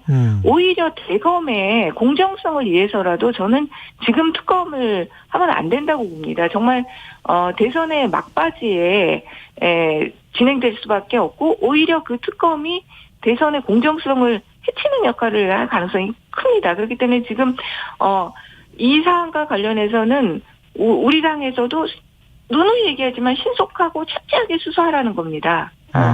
그렇기 때문에 지금은 검찰과 경찰의 이 수사를 빨리 기다리고 신속하게 수사할 수 있도록 힘을 받쳐주는 것이 필요하다고 보입니다. 네, 여기까지 하겠습니다. 오늘 말씀 감사하고요. 더불어민주당 백혜련 최고위원이었습니다. 고맙습니다. 네, 감사합니다. 공정, 공익, 그리고 균형. 한 발짝 더 들어간다. 세상에 이익이 되는 방송. 최경영의 최강시사.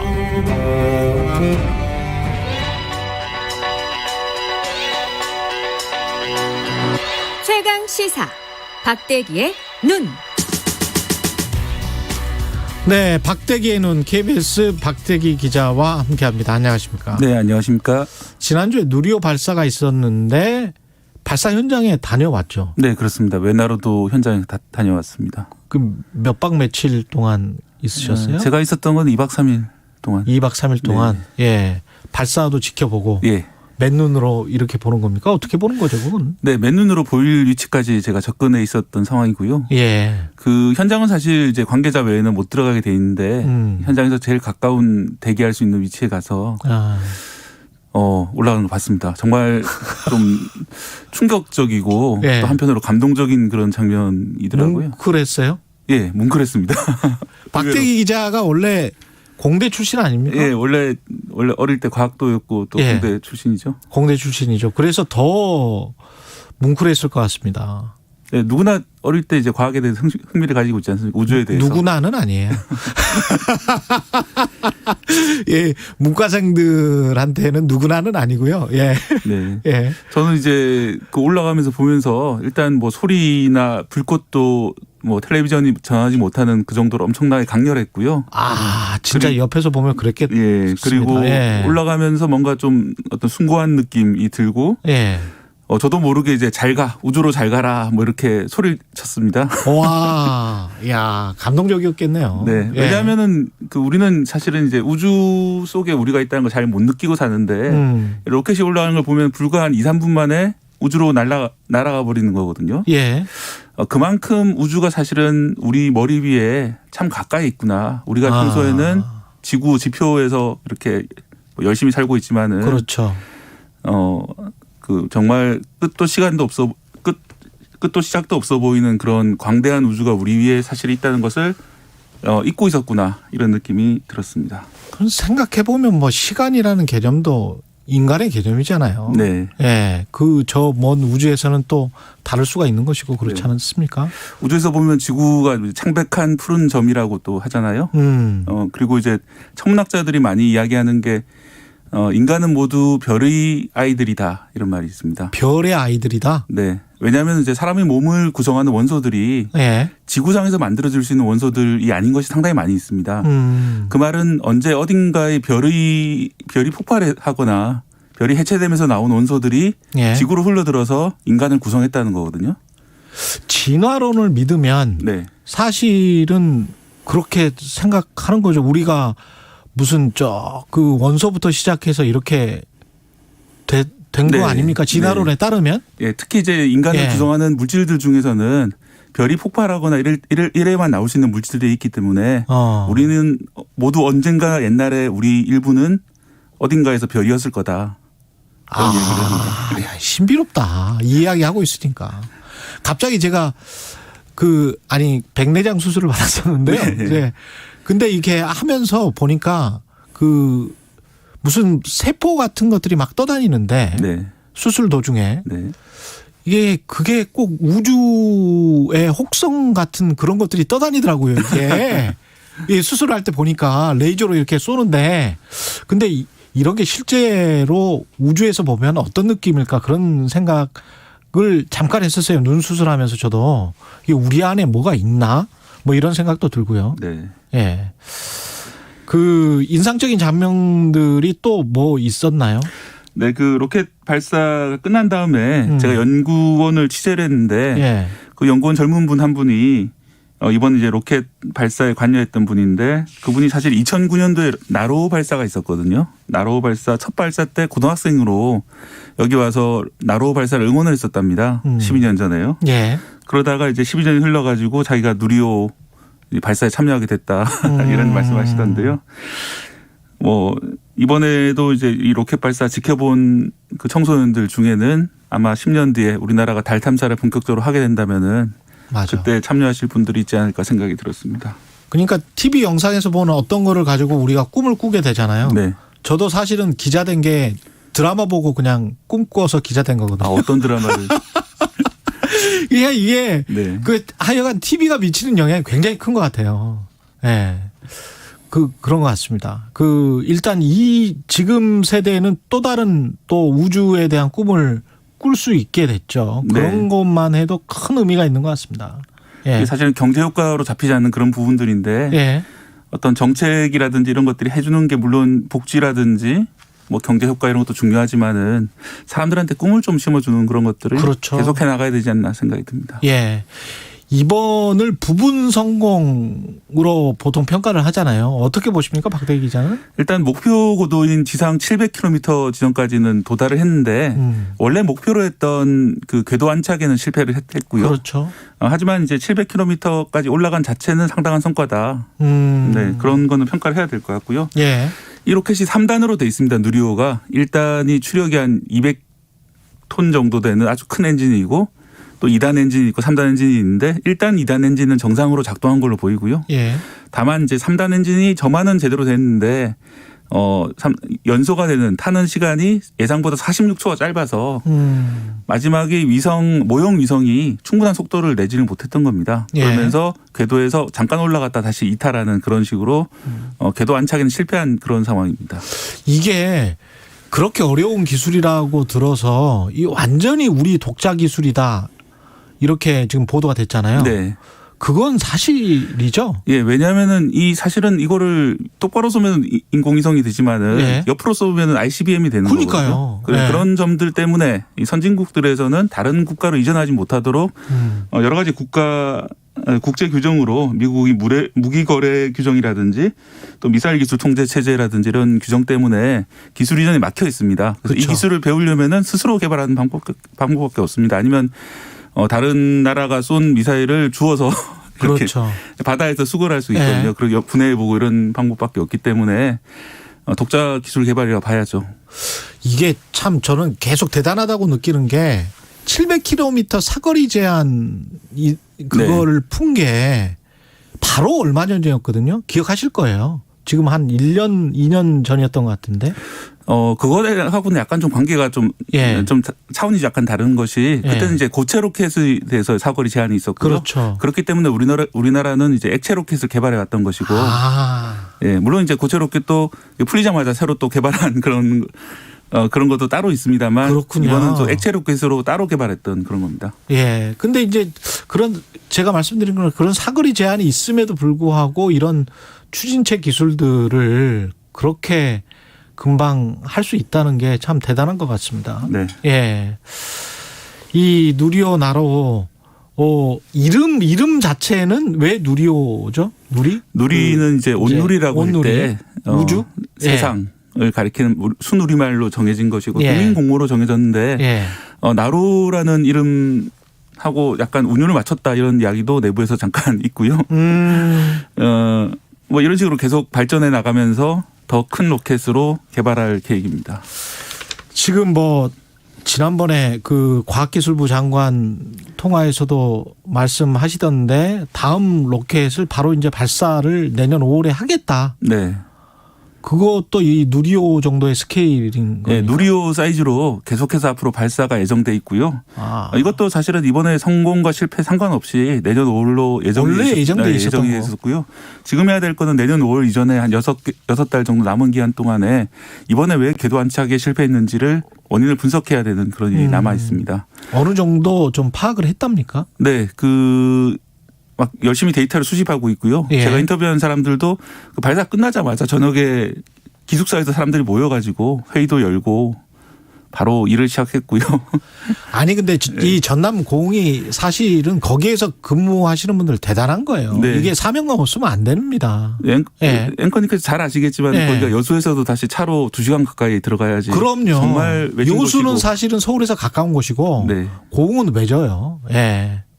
그 외진 곳이기 때문에 거기에서 뭐 별다르게 놀 것도 없고 그런데 대단하신 분들입니다. 거기. 젊은 분들 또 수십 년째 이 일을 해오셨던 분들이 예. 모여서 계속해서 개발하고 있는 그런 상황입니다. 알겠습니다. 우리 과학자들한테 찬사를 보내고 박수를 좀 보내면서 오늘 여기까지 하겠습니다. 예. 말씀 감사하고요. 박대기의 눈이었습니다. 고맙습니다. 네, 감사합니다. 예, KBS 1라디오 최경영의 최강시사 2부는 여기까지고요. 잠시 후 3부에서는 김준일의 뉴스 탐구 생활 준비되어 있습니다.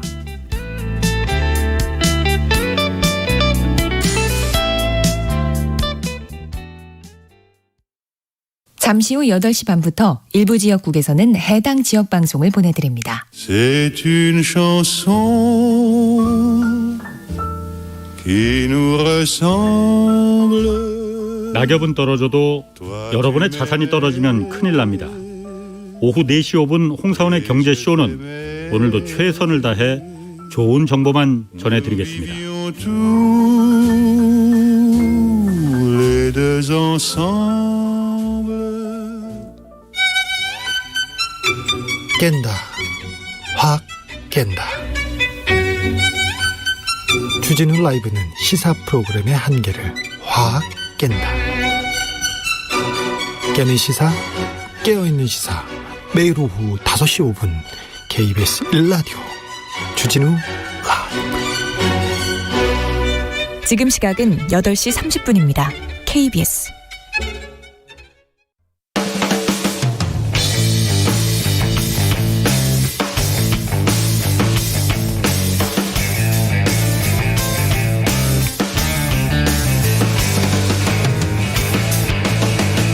최경영의 최강 시사.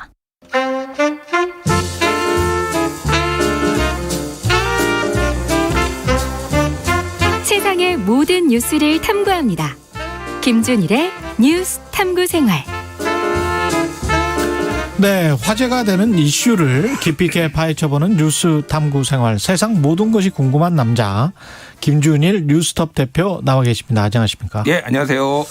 오늘은 노태우 전 대통령에 대한 뉴스네요. 예.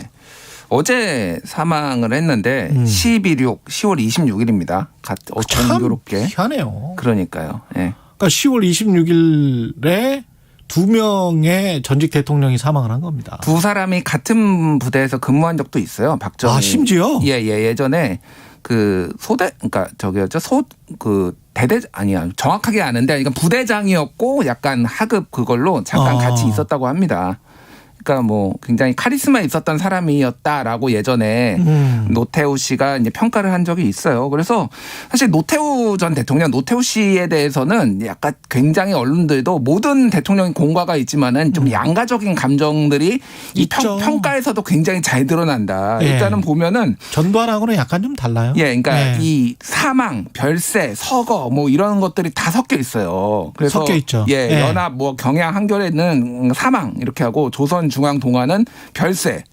KBS는 사망이라고 했다가 별세라고 했다가. 예.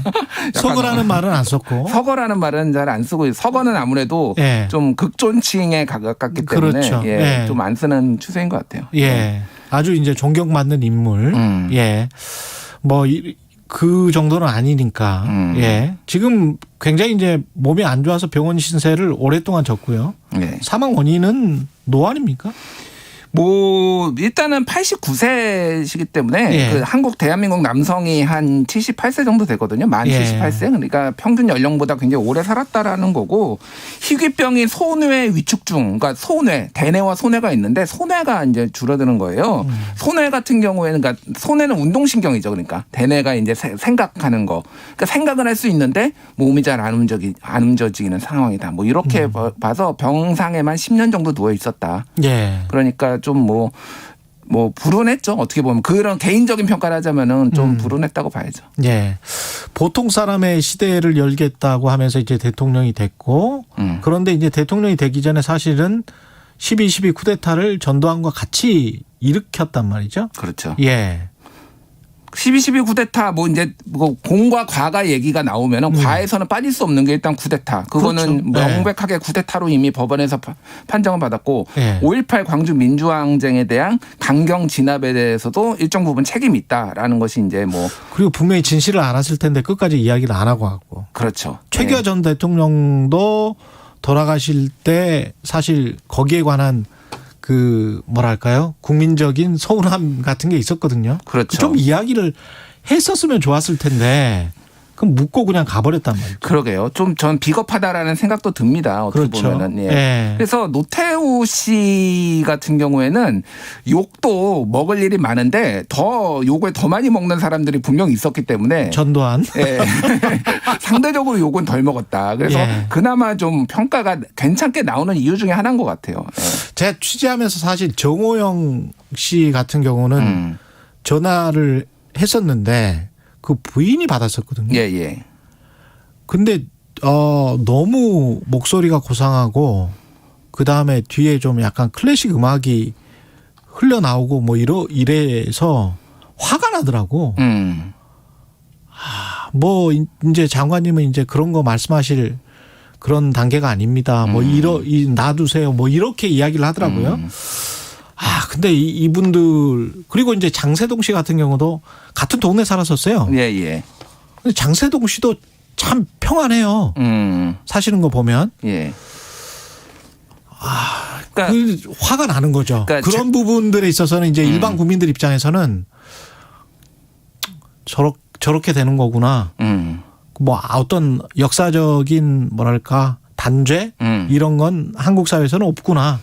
그러니까 쿠데타를 일으켰던 예. 세력들이 대부분 이를테면은 죄의식이 거의 없었어요. 예. 죄의식이 없었는데 노태우 씨는 비교적 그래도 죄의식을 좀 느꼈다라고 평가받을 수 있는 부분이 많이 있죠. 그 아드님도 한 행동을 보면 그런 것 같아요. 그렇죠. 예. 이제 병상에 있어서 노태우 씨가 이제 움직이기 어려운 상황이었지만은 아들 노재현 씨가 나와가지고 방송에도 나와서 사과 대신한다라고 하고 광주에도 조용히 내려가가지고 여러 번 이제 참배도 하고 그렇기 때문에 그런 부분이 이제 평가를 좀 비교적 잘 받는 부분이고 사실 노태우의 가장 큰 업적은 저는 개인적으로는 이 민주화가 이제 불가역적으로 이를테면은 더 이상 군사 쿠데타가 일어나지 않도록 불가역적으로 만든 거를 기반을 조성했다라는 거에 굉장히 높이 평가를 해요. 그래서 이를테면은 이런 얘기를 했습니다. 사람들이 나를 물태우라고 부르고 있는 것을 잘 안다.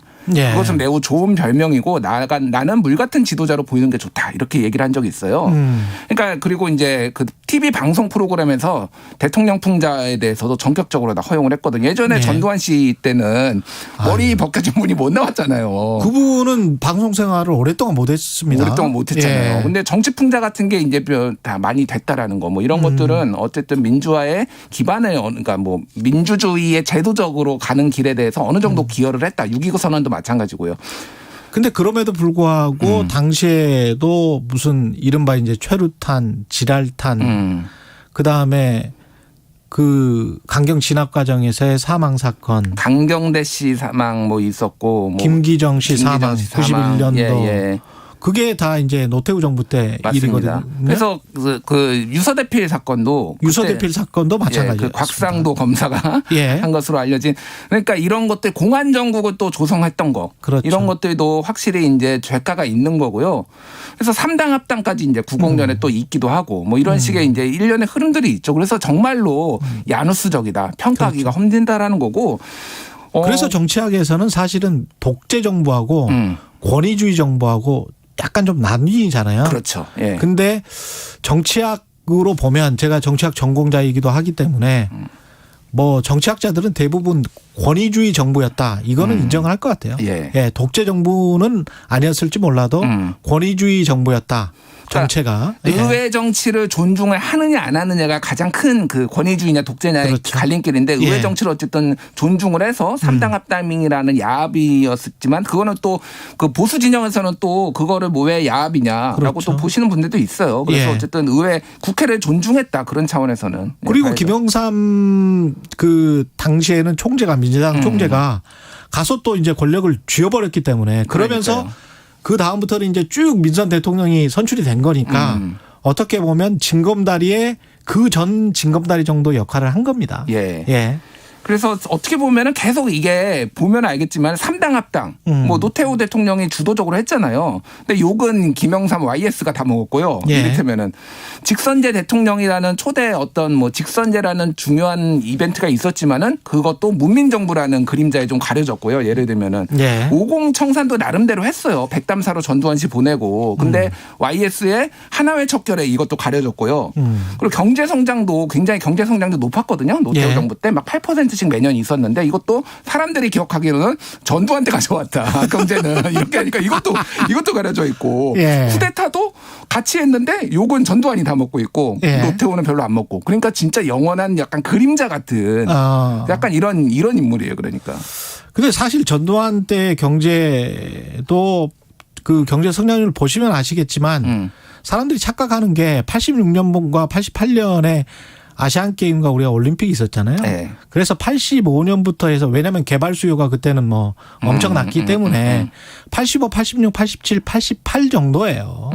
그때 경제 성장률이 좋았고 그 전에 80년부터 해서 84년까지는 경제가 좋지가 않습니다. 그래서 그런 것들은 정확히 좀 보셔야 될 것 같고 사이즈가 완전히 달라요. 완전히 다르죠. 그때는 국민소득이 3, 4천 달러에서 90년대 초반 이르러서야 뭐 $10,000가 아직 안 되는 그런 시기였고 지금은 우리가 GDP 규모가 1조 한 6, 7천억 달러 정도 되는 그런 사이즈이기 때문에 경제 성장률이 그때처럼 뭐 86년도부터 88년까지 한 3, 4년처럼 10% 나와야 된다. 이거는 말도 안 되는 이야기입니다. 네. 예. 그래서 어쨌든 또 외교상으로도 굉장히 많은 걸 남겼거든요. 예를 들면은 91년에 남북한 유엔 동시가입. 예. 그 뭐 모가디슈였나요? 거기에서 이제 나오죠. 그렇죠. 그렇죠. 예. 그리고 남북 기본합의서 채택. 그리고 러시아나 뭐 이런 북방외교 그거는 잘했죠, 사실은. 중국하고 뭐 한다든지. 그래서 이런 것들이 어느 정도 기틀을 마련했다. 그래서 이번에 유언도 이를테면은 못다 이룬 꿈 남북 통일을 이뤘으면 좋겠다라는 게 하나가 들어갔거든요. 장래는 검소하게 치러라. 라는 거하고 그 뭐 남북 통일까지 얘기할 정도로 그런 부분들은 또 공이 있는데 사람들이 잘 모르거나 인정 안 하죠. 그리고 저는 뭐 경제적으로 계속 봐서 그럴지는 모르겠습니다만은 가령 토지에 관해서 공개념을 노태우 정부 때 상당히 많이 강조를 했습니다. 맞습니다. 예.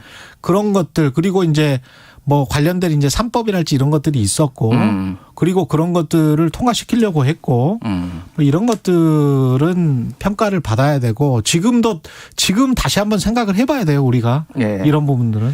뭐 그래서 그 당시에 이제 이 부동산이 좀 침체기가 있고 급등기가 있는데 노태우 정부 때도 굉장히 급등기였거든요. 그때. 당연히 올림픽 끝나고 나서니까요. 전 세계적으로도 이제 유동성이 좀 많았고 그렇죠. 그래가지고 그때 일기 신도시 만들면서 200만 원 공급 뭐 이런 것들도 결과적으로 보면은 굉장히 잘했다라고 평가를 할 수밖에 없는 거죠. 그런 부분들은. 그렇죠. 예. 근데 지금 그렇게 이제 막 지을 수가 있느냐라고 하면 민주주의 정부에서 그 재원이 동원될 것이냐. 그리고 뭐 바닷모래건 뭐건 막 지어라라고 할 수 있을 것이냐는 또 다른 문제인 것 같고요. 그때 그래서 부실공사도 굉장히 많았습니다. 모래 바다모래 진짜 막 써가지고 건물이 막 부식된다 이런 것도 있었는데 뭐 그러니까 진짜 하나로 평가하기가 너무 힘들다. 그래서 예전에 국회 입법조사처가 2015년에 발간해서 보고서를 냈는데 노태우 정부가 역대 정권 중에서 정치, 경제, 외교 최하점을 받았습니다. 사실은 이 정도까지 국민들한테는 굉장히 낮게 평가된 건데 그 대통령 평가위원회가 학자 500명을 설문조사했는데 여기에서는 역대 대통령 중에 4위를 차지했다. 그러니까 전문가들, 뭐 소위 말하는 뭐 이런 분들은 높게 평가를 하는데 대통령으로서 일반인한테는 인지도가 좀 낮았다. 그러니까 팬덤이 중요한 것 같아요, 사실. 그렇죠. 그래서 지금 많이 그러니까 뭐 대통령 좀 존경하는 대통령 높이 나오는 분들이 대부분 노무현 아니면 박정희 뭐 이렇게 엎치락뒤치락 하거든요. 팬덤이 가장 강한 사람들이다. 약간 좀 센 분들. 예, 그 김대중 대통령도 사실 업적이라면 뛰시지 않는데 팬덤이 약해요, 상대적으로. 그렇죠. 지금 현재 시점으로 보면. 그러니까 노태우는 아예 존재감이 없다. 이게 지금 국립묘지 안장되느냐의 여부 가지고 논란은 있는 것 같은데 어떻게 보세요, 이건?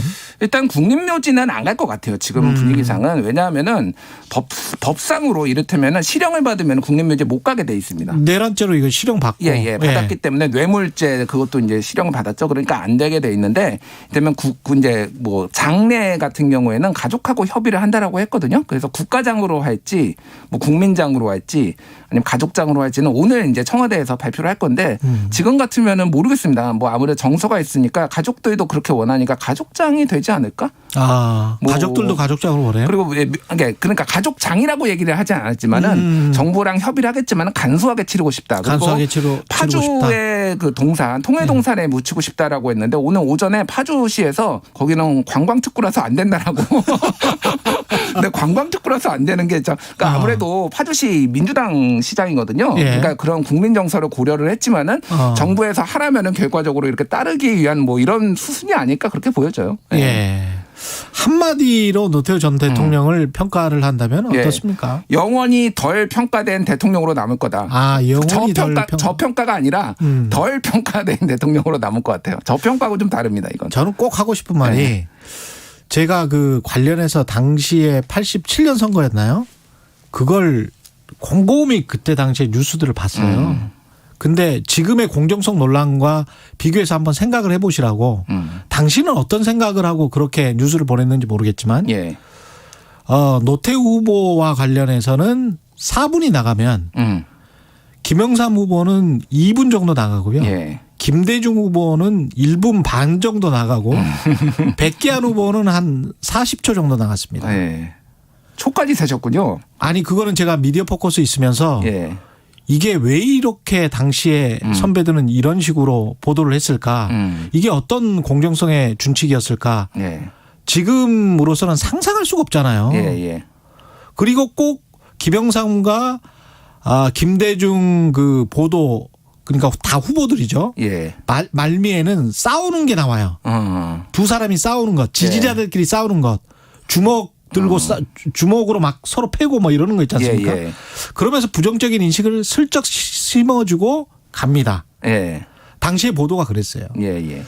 그게 이제 언론 제가 이제 권위주의 연성정부 그러니까 독재는 아니지만 그 언론을 통해서 사람들을 어떤 식으로 세뇌를 시킬 수 있는가 관련해서 미디어학도 이제 제가 공부를 했기 때문에 말씀드리는 건데 그런 세뇌를 받은 세대가 있단 말이죠. 그렇죠. 한국에 여전히. 관련해서 한번 깊게 한번 고민을 해보십시오. 공정성이라는 게 뭔지. 그때 당시에 선배들은 아마 그렇게 이야기를 했을 거예요. 깊게 민정당이 제일 의석수가 많기 때문에 4분을 했다. 지금은 말도 안 되는 변명이죠. 말도 안 되는 변명이고요. 언론도 깊게 반성을 해야 된다 이런 얘기를 좀 하고 끝마쳐야 되겠네요. 지금까지 김준일 뉴스톱 대표였습니다. 고맙습니다. 감사합니다. KBS 1라디오 최경영의 최강시사 듣고 계신 지금 시각은 8시 46분입니다. 이 시각 교통 상황입니다. 영동고속도로 강릉 방향으로 용인나들목 진출로 1차로에서 사고가 났습니다. 여기 사고 여파까지 더해 마성에서 양지터널 쪽으로 정체고요. 이전 반월터널에서 부곡까지 동수원에서 신갈까지도 강릉 방향으로 밀립니다. 수도권 제일순환고속도로 구리에서 판교 방향으로 남양주금소에서 광암터널까지 정체고요. 서안암에서 송파 쪽으로도 막힙니다. 서울시내 분당수서로 청담대교 방향은 수서 부근 사고 처리 작업은 끝났고요. 복정에서 탄천 1교까지 밀립니다. KBS 교통정보센터에서 이승미였습니다.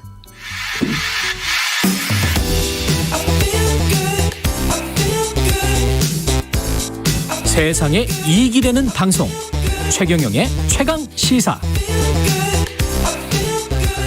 네, KT 유무선 먹통 사태 여파가 아직 남아 있습니다. KT 이용자들이 집과 직장, 각자 삶의 현장에서 크고 작은 피해를 겪었는데요. 정확한 원인 파악과 함께 피해 보상이라는 문제 남아 있죠. 법무법인 주원의 김진욱 변호사 연결돼 있습니다. 안녕하세요, 변호사님. 네, 안녕하세요, 김진욱 변호사입니다. 변호사님은 KT 안 쓰십니까? 저는 SKT 입니다. 저도 통신장애는 못 느꼈는데 이런 경우에 어떻습니까? 약관에는 어떻게 돼 있는지도 궁금하고요. 현재 약관에는 3시간 통신장애가 발생했을 때를 기준으로 손해배상 내지는 보상이 가능한 것으로 규정이 되어 있습니다. 3시간 이상 발생해야 되는 거군요. 이번 사건 같은 경우는 3시간에는 미치지 못하는 것으로 지금 파악이 되고 있는 상황이기 때문에 약관만을 기준으로 했을 때는 약관상의 손해보상은 쉽지 않은 것으로 볼 수도 있고요. 그렇군요. 3시간이라는 게 어떻게 보면 이제 통신사들이 기술적 이런 장애가 있을 때 빨리 복구할 수 있는 시간 같은 건 계산을 해놓고 약관을 썼나 보죠? 뭐 그런 부분도 있고요. 예. 이용자들의 권익을 어떤 보호하겠다는 그런 취지는 전혀 이제 반영이 되지 않은 것으로 볼 수 있고. 예. 이것이 약관규제법에서 정하고 있는 고객에게 일방적으로 불리하게 손해배상 청구를 제한하고 있는 조항으로도 볼 수 있기 때문에 그렇습니다. 공정성을 잃었다. 그래서 효력이 없는 것으로도 주장할 수 있지 않을까 그렇게 보여집니다. 그러니까요. 왜 1시간은 안 되고 그 1시간 동안에 가령 뭐 주식을 하시는 분이다. 그러면 내가 꼭 이날 뭘 샀어야 되는데 또는 팔았어야 되는데 못 팔았다 이래버리면 그거는 정말 큰 손해잖아요. 그렇죠. 예. 그러면 약관 경우에는 예 말씀하십시오. 예. 평소에 이제 본인이 수익을 벌어들이고 있는 매출액이 있다면 예.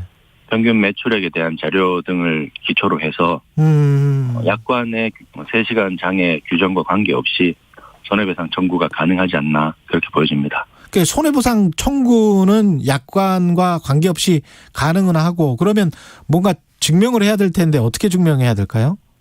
일단은 당시에 이제 통신장애가 발생했다고 하더라도 예. 통신장애가 발생한 부분을 확인할 수 있는 뭐 캡처 화면이라든지 이런 것들은 얼마든지 증거 수집이 가능하기 때문에 예. 본인이 사용하고 있는 단말기 제조사의 서비스 센터를 통해서 그 통신 접속 실패 이력 자료를 받고 그다음에 본인이 통신장애가 발생한 내역을 캡처 화면을 통해서 제출한다면은 피해된 부분의 입증이 가능하고요. 예. 그렇게 되면은 아까 말씀드린 평균 본인이 벌어들인 수익의 손실분을 이제 손해배상 청구를 할 수 있는 그렇게 이제 절차가 진행될 걸로 보입니다. 만약에 그때 캡처를 안 해놓은 사람들은 어떻게 되는 거죠? 그렇게 되면은 제가 말씀드린 것처럼 이제 단말기 제조사에 예. 통신 접속 실패 이력서가 이제 보관이 되고 있어요. 통신 접속 실태 이력서. 예.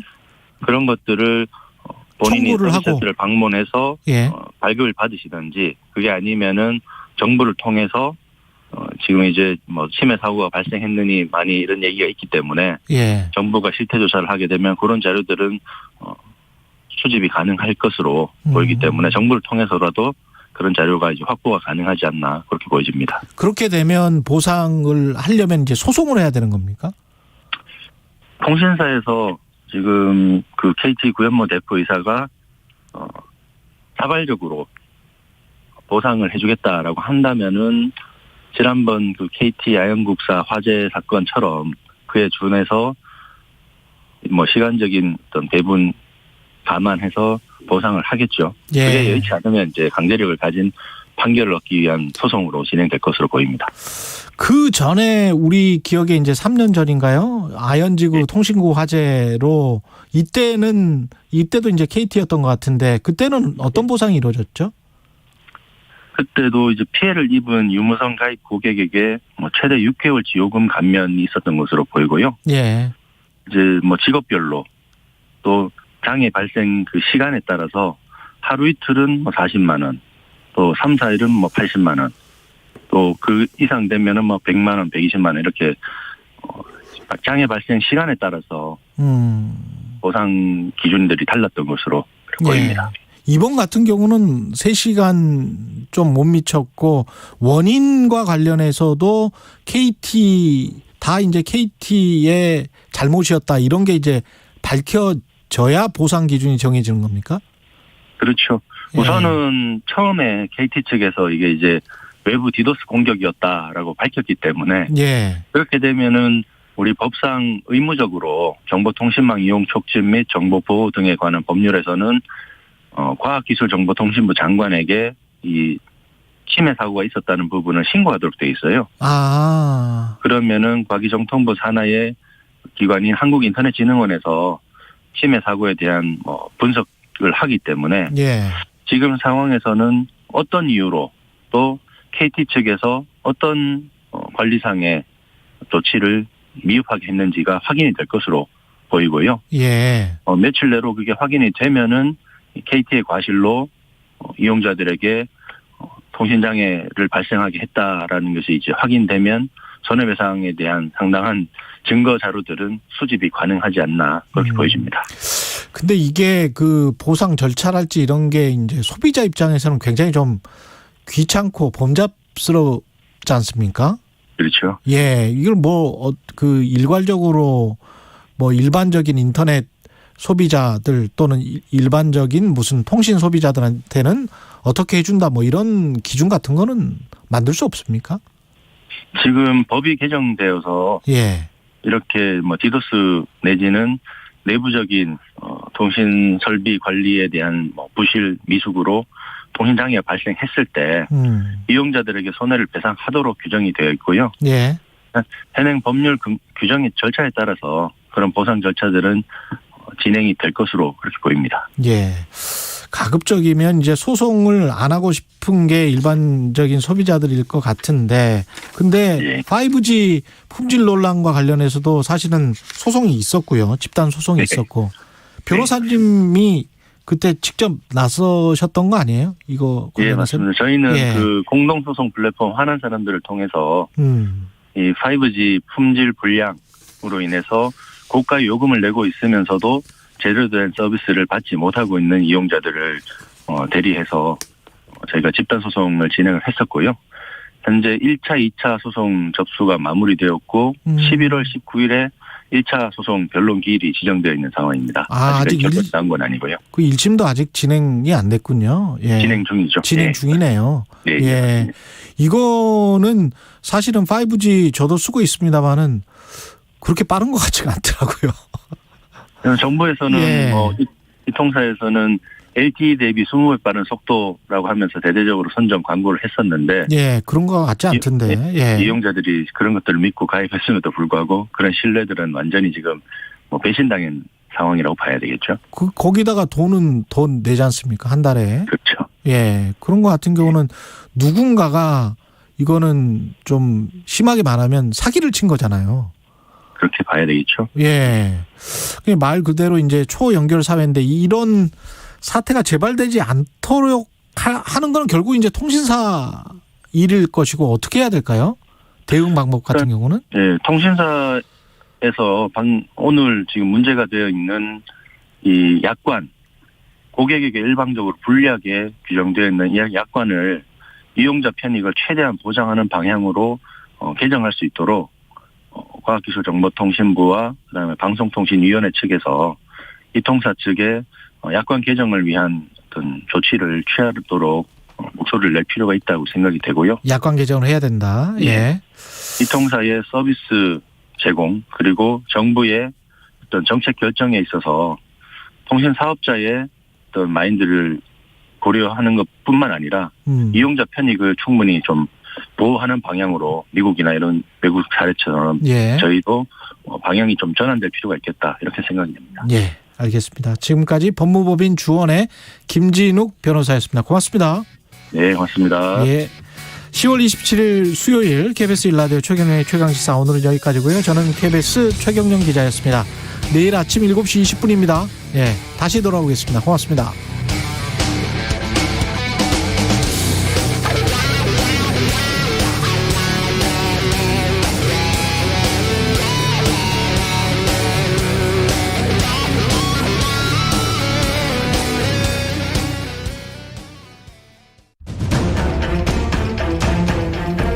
현재 수도권에서는 4단계, 비수도권에서는 3단계의 사회적 거리 두기가 적용되고 있습니다. 수도권 4단계 지역에서는 저녁 6시 전후 구분 없이 백신 접종 완료자 4명을 포함해 최대 8명까지 모임을 가질 수 있습니다.